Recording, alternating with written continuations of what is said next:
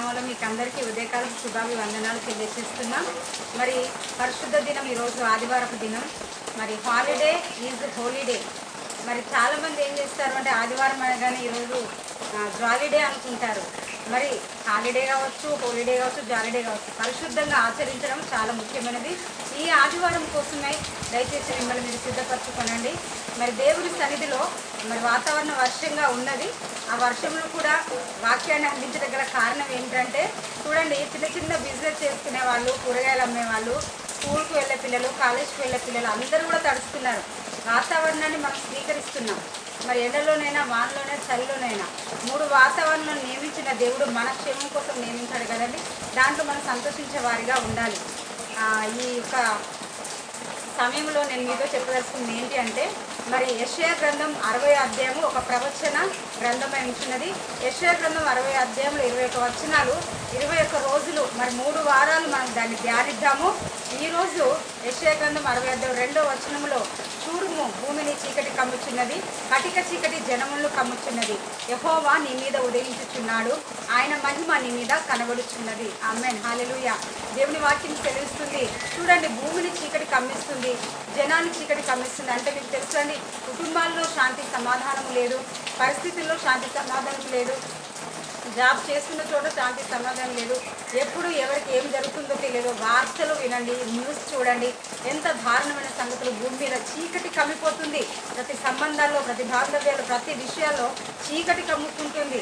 కానీ దేవుడు తెలియజేస్తుంది, నువ్వు భయపడద్దు. ఈ లోకపు వార్తలకు, అది తెగులు కావచ్చు, వ్యాధి కావచ్చు, రోగాలు కావచ్చు, లేకపోతే ఇతరమైన సమస్యలు కావచ్చు, మరి చూడండి సంబంధాల విషయంలో, భార్యాభర్తల విషయంలో, మరి వస్తున్న న్యూస్ విషయంలో, చిన్న పిల్లలు పాడు చేసి చెరిపి వేసే విషయంలో ఎన్ని వార్తలు వస్తున్నాయండి. కానీ నువ్వు భయపడద్దు, ఎందుకంటే యెహోవా నీ మీద ఉదయించుచున్నాడు, ఆయన మహిమ నీ మీద కనబడుచున్నది. ఎక్కడైతే యెహోవా మహిమ ఉంటుందో సాతాను అట్రాక్షన్ తగ్గిపోతుంది. మరి ఎప్పుడైతే దేవుని యొక్క మహిమ మన మీద ఉంటుందో సాతాను కాని విరగొట్టబడుతుంది. అంటే ఆ మహిమ సాతాన్ని అట్రాక్షన్, ఈలోగా అట్రాక్షన్ని మన మీదకి రానివ్వదు. కాబట్టి నువ్వు భయపడదు. ఏ పరిస్థితికైనా, ఏ స్థితికైనా దేవుని మహిమపరిచే వారిగా మనం ఉండుగాక. అలాంటి కృప మీకు అందరికి అనుగ్రహించును గాక. ఈరోజు మీరంతా వర్షంగా ఉన్నా కూడా ఆదివారం ఆరాధన చేయాలి, దగ్గరలో ఉన్న సంఘాలకు వెళ్ళాలి, ప్రభును మహిమపరచాలి. ఆ రీతిగా మిమ్మల్ని నేను సజెస్ట్ చేస్తున్నాను. ఖచ్చితంగా ఆరాధన మనము చేయాలి, ప్రభును కనపరచాలి. ఈ ఆదివారపు దీవెనలు పరిశుద్ధ దినం యొక్క దీవెనలు మీకు అందరికీ కలిగి ప్రాప్తించును గాక. యెషయా గ్రంథం 60వ అధ్యాయం 2వ వచనం దీవెనలు కూడా మీకు కలుగును గాక. ప్రార్థన చేసుకుందామండి.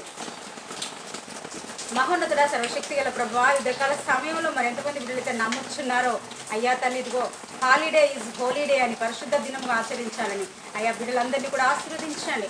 భూమిని చీకటి కమ్మొచ్చు, ప్రపంచాన్ని చీకటి కమ్మొచ్చు, జనాన్ని చీకటి కమ్మొచ్చు, కానీ యెహోవా మహిమ మా మీద ఉన్నదని బిడ్డలు ధైర్యంతో జీవించాలి. ఈ లోకంలో మరి హాస్పిటల్కి వెళ్ళినా వారు భయపడకూడదు, ఏదైనా పరిస్థితుల్లో గుండా వెళ్ళినా వారు భయపడకూడదు. ఎందుకంటే అగ్నిలో నడిచి నువ్వు కాలిపోవు, జలముల్లో పడి వెళ్ళి నువ్వు మునిగిపోవని వాక్యం తెలియస్తుంది. ఆయన ఆ రీతిగా బిడ్డలందరినీ కూడా బలపరచండి, స్థిరపరచండి, ఆశీర్వదించండి, కృప చూపెట్టండి. ఈ దినము సమస్త విషయంలో కృప తోడని నడిపించి మహిమ తెచ్చుకోమని యేసయ్య పరిశుద్ధ శక్తి గల పుణ్యనాలు ప్రతి బిడ్డను దీవిస్తున్నాము, ఆశీర్వదిస్తున్నాము.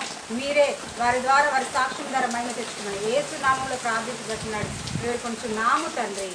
ఆమేన్.